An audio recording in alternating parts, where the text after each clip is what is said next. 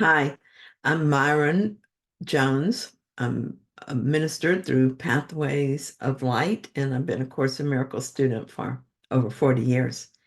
I'm going through the text again this year, asking Jesus to clarify for me, and then I write from that clarity, and that's what I'm sharing with you today. So let's get started. We're reading A Course in Miracles, Chapter 8, Section 3, The Holy Encounter. We're going to read paragraphs 3, 4, and 5. Paragraph 3 says the will of the Father and of the Son are one by their extension. Their extension is a result of their oneness, holding their unity together by extending their joint will. This is perfect creation by the perfectly created, in union with the perfect Creator. The Father must give fatherhood to his Son because his own fatherhood must be extended outward. You who belong in God have the holy function of extending his fatherhood by placing no limits upon it. Let the Holy Spirit teach you how to do this, for you can know what it means only of God himself. My will must be God's will because he created me like himself. The Course talks about the Father and Son and of the will of the Father and the Son as being the same, and it speaks of a perfect creation of a perfect Creator. I think of it this way. The Father creates through extending himself, so the Son is an extension of the Father. The Son, in his turn, creates through extending himself so that his creation is an extension of himself and a further extension of God. It is perfection creating more perfection, which creates more perfection without end. Now I see myself dreaming I am outside of this perfection. I see myself using my power of creation to make imperfect things rather than creating perfectly. I've placed limits on creation through my decision to experience something else, and I've forgotten how to return to the flow of perfection and even what I want to do so, or even that I want to do so. But perfection does not leave a question unanswered. So the Holy Spirit has placed it in my mind. Its function is to wait patiently for the Son to ask for his Father, and then it answers with love, peace, and comfort, and guides us out of the wilderness of our imagination. As we answer our holy function, the perfection of creation continues without interruption.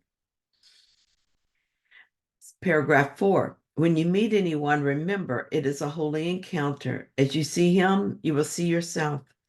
As you treat him, you will treat yourself. As you think of him, you will think of yourself. Never forget this, for in him you will find yourself or lose yourself. Whenever two sons of God meet, they're given another chance at salvation. Do not leave anyone without giving salvation to him and receiving it of yourself. For I am always there with you in remembrance of you. This is one of my favorite paragraphs in the Course. When I read it, I feel like crying. It makes me so happy to know that salvation is only as far away as the next encounter with a brother. It makes me so grateful for my brothers and so happy to remember that we are not these separate individuals with each our own different goals, our own private thoughts, and our own needs that are in opposition to each other. We are part of each other and a part of our Creator. We each have a part in this play of life. And so it seems that we're sometimes stranger and sometimes enemy. But in real life, we must laugh at such a ridiculous idea. Today, even from within the story, I will laugh at such folly. I ask the Holy Spirit to show me the Son of God in each encounter with a brother. I am willing to set aside what my character thinks of as her personal needs and personal goals and personal will. So I will see my brother for who he is. I will have to remember my desire and not get distracted by his play acting. My brother is likely not on this switch today, so he will still be engrossed in his part. I know from long experience how easy it is to fall back into my own role as one thing or another triggers my character. I pray for help to remember the truth today. to peek from behind the veil and see the glorious, beautiful truth hidden behind the mask of separate individual characters. Maybe Spirit will use this opportunity to bring into my sphere of influence some brother who is ready to be reminded of his true self.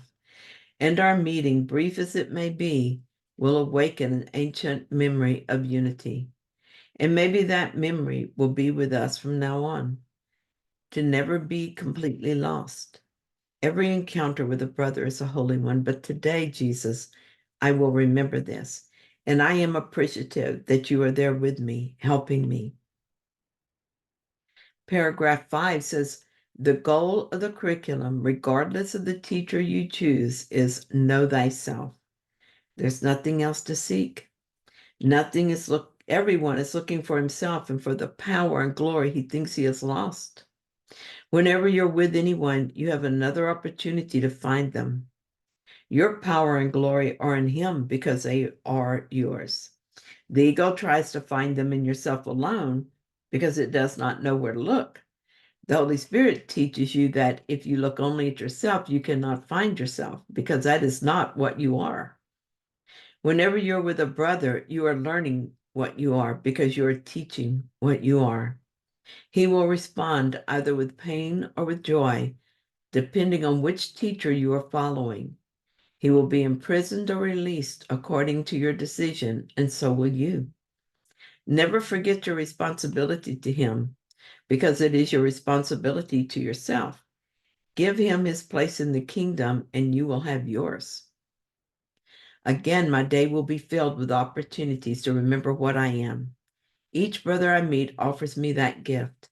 I can ask the Holy Spirit who this brother is, or I can ask the ego. Yesterday, I could think of one specific time when I asked the ego. I caught myself and tried to back out of it, but I saw I was really attracted or to the ego version of this brother of mine. I saw him as incompetent. I resented him for his incompetence, and I did not want to let go that perception of him. Because this is how I perceived him, and because I believed my perception, everything he did seemed to prove that I was right. I saw his every action and word as if it were passing through a filter of incompetence. Here's an example of how that works. He was supposed to do something and then report on it. I saw that he did not provide a complete report, and my mind saw incompetence. Later, I discovered the reason the report was incomplete was that it was not physically possible for him to complete the project. Seeing this error on my part, this judgment that was based on incomplete information helped me to snap out of my wrong-minded thinking. I stopped listening to the ego and began to listen instead to the Holy Spirit. The ego had been telling me that I could find my true self only in myself. In fact, it says I can find my true self only as I compare myself to someone lesser. That man is incompetent compared to me, is what my ego says. So now I know what I am. I am competent. That is, I am competent until I see my own incompetence compared to someone more incompetent. I understand now that I don't, what I didn't before. I cannot see myself, what I am unwilling to see in the other person because we are one. That we are separate is just an illusion. I look at my brother and I see incompetence, and I've taught myself incompetence. I've claimed it for myself. As I look to him to see what I am not, whether that is something better or worse, I have taught myself that we are separate. How can I find myself if I'm looking for proof that I am a separate individual with no connection to others? That's not what I am. I ask the Holy Spirit to show me my brother, and I will see his beauty and glory and perfection. Thus I will teach myself that I am beautiful, glorious, and perfect. When I ask the Holy Spirit to show me my brother, I'm asking the Holy Spirit to show me myself, and so to show me that we are one. Allowing my mind to be guided to the truth of my unity, to all there is how I remember what I am. I felt sad as I realized a missed opportunity yesterday. Even though I asked the Holy Spirit to remove the disordered thoughts from my mind, I did not entirely want him to, and so I kept going back to my judgment. This morning, I want to be free of this untrue story of my brother. I want to look at him with the Holy Spirit and not the ego. Thankfully, it's never too late to change my mind.